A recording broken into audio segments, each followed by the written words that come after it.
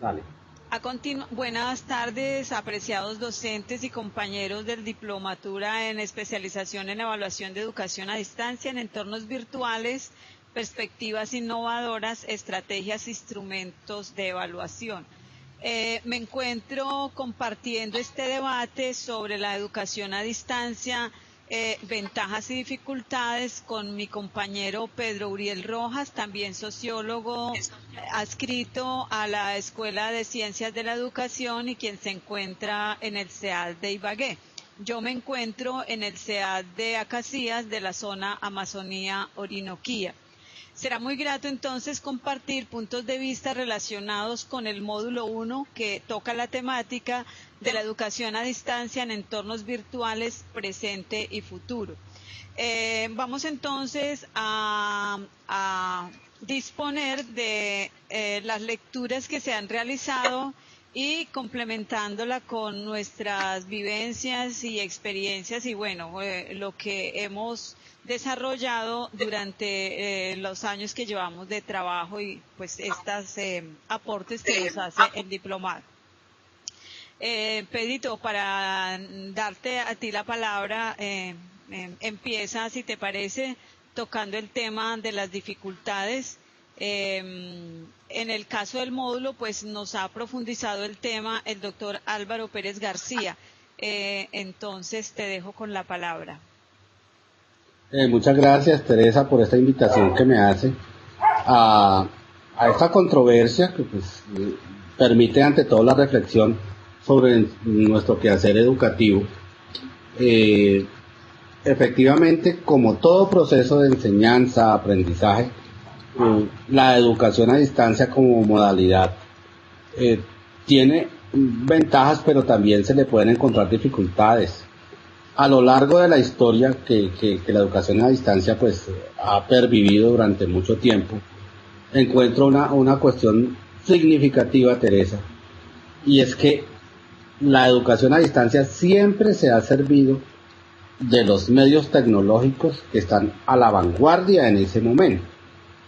Pero como tú sabes, esos medios, ¿sí? Sea, por ejemplo, anteriormente, en el siglo pasado, la correspondencia, la vía telefónica, alámbrica, y siempre esos medios llegan primero a una clase que a otra, es decir, podríamos decir que en cierto momento se vuelve elitista, y eso lo estamos viviendo ahora, por ejemplo.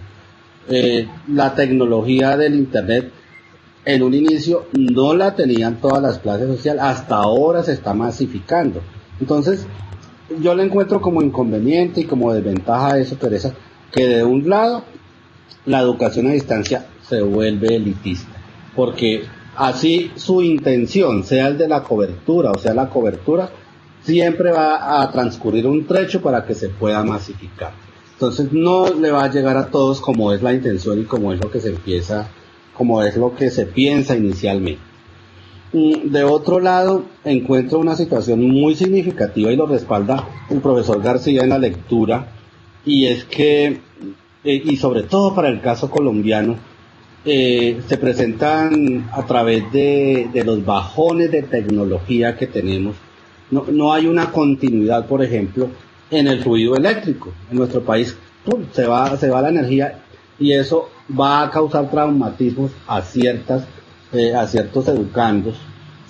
Se cae el internet, ¿sí? Eso es otra situación. Entonces no hay una continuidad tecnológica garantizada en la educación a distancia.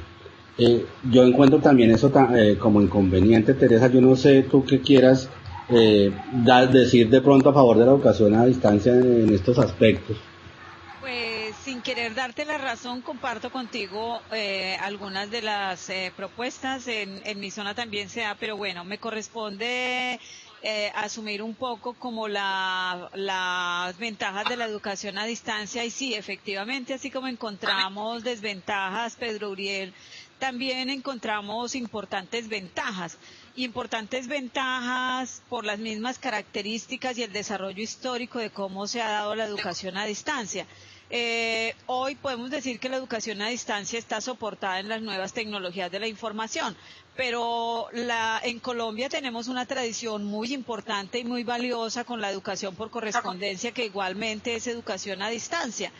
Muchos de los docentes y de las personalidades que hoy tiene el país han sido formadas en la educación a distancia.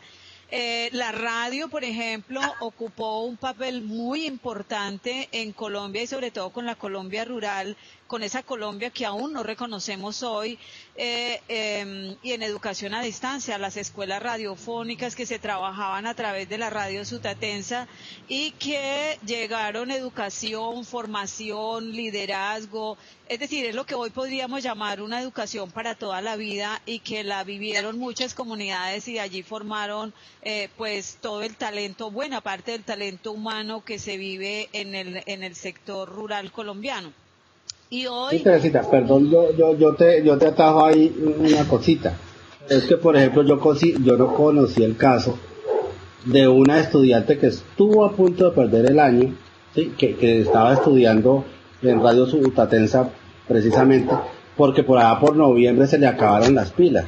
Entonces, hasta que no consiguió otra vez. Entonces, fíjate cómo, si no hay garantizado el fluido eléctrico y todos los otros medios tecnológicos, siempre va a causar dificultad. Perdóname este paréntesis, sigue Teresa con tu defensa.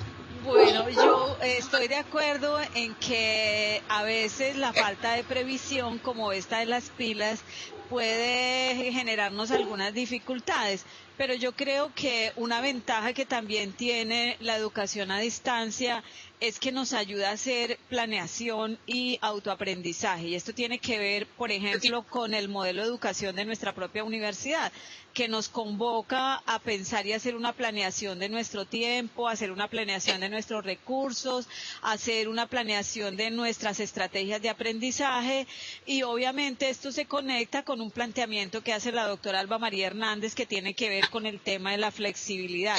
Es decir, la flexibilidad también es una estrategia supremamente valioso de la educación a distancia, donde partiendo de procesos que teníamos de centralización de la educación, yo creo que tú también eres un gran conocedor de esta temática, ahora pasamos a una educación descentralizada también, a una educación de acceso y descentralizada desde el punto de vista de contenidos, de pedagogías y también de los procesos administrativos, como el caso de la universidad. Claro, yo entiendo que hay algunas cosas que están todavía muy centralizadas, pero bueno, será como discusión de un inmediato futuro. Pero es importante también tener claro cómo las nuevas tecnologías nos están abriendo oportunidades para una formación mucho más allá de nuestras fronteras. Y dentro de estas fronteras, cómo podemos conectar nuestras experiencias locales con experiencias y aprendizajes de otras comunidades en otros lugares de nuestro departamento, de nuestro país, de nuestro planeta. Y esto obviamente hace que la educación también se universalice, podamos disponer también de herramientas muy importantes como las bibliotecas virtuales, las web especializadas, las bases de datos en línea especializadas para acceder a información que antes no teníamos como esa oportunidad de acceder. Y esto obviamente hay que verlo también como una oportunidad y como una fortaleza de la educación a distancia, que ha hecho también que nos vayamos especializando cada vez más en el planeamiento de contenidos, porque ya hoy en las redes uno encuentra montones de información, pero esa información también está desordenada, y es la educación a distancia quien ha venido generando la necesidad también de organizar y de estructurar toda esta información para que el estudiante y la comunidad o el interesado pueda acceder a ella.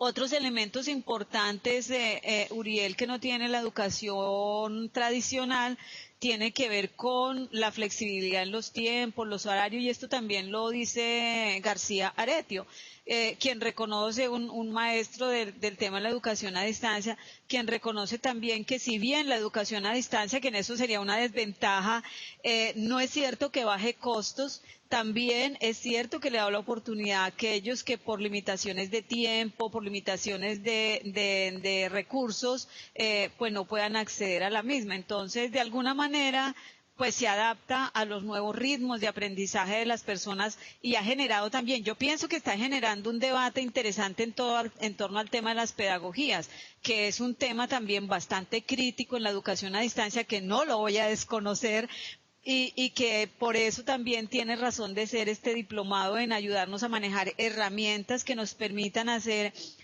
actividades didácticas más lúdicas, más interactivas, más motivantes, más convocantes, si se quiere, a nuestros estudiantes, y donde realmente planteemos como innovación, porque pues ahora hablamos mucho de innovación, pero pues la innovación cambiamos fue la tiza, el tablero por el computador, y yo pienso que eso no es innovación. La innovación es otra lectura distinta de lo que estamos planteando en contenidos y estrategias de aprendizaje y cómo nos relacionamos nosotros los docentes con nuestros estudiantes y con esa triada, es decir, cómo hacemos esa triada, contenidos, docente, estudiante, ¿para qué? Para resolver problemas reales, que ese es otro debate también de la educación a distancia, interesante también. Uriel, no te escucho.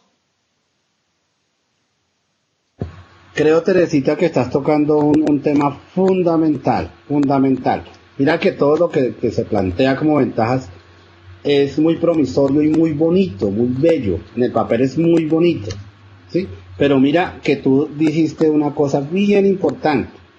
¿Y qué pasa? ¿Y qué pasa si los maestros no nos preparamos en eso? ¿Sí?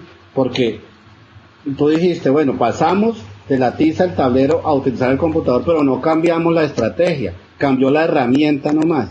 Entonces sí es muy importante que en educación a distancia los profesores, los maestros, los tutores, seamos conscientes que también debemos estar a la par con esos cambios, ¿sí? La innovación, el concepto que tú tocaste, fundamental. Entonces, en la educación a distancia, yo no sé si ya podríamos empezar a dar como conclusión, es importante que el docente esté preparado porque puede que tengamos todas las herramientas, todos los medios tecnológicos, pero si el docente no sabe el manejo de la herramienta, entonces esta sería como un inconveniente que también suena como un medio de mejora, Teresita, ¿no crees?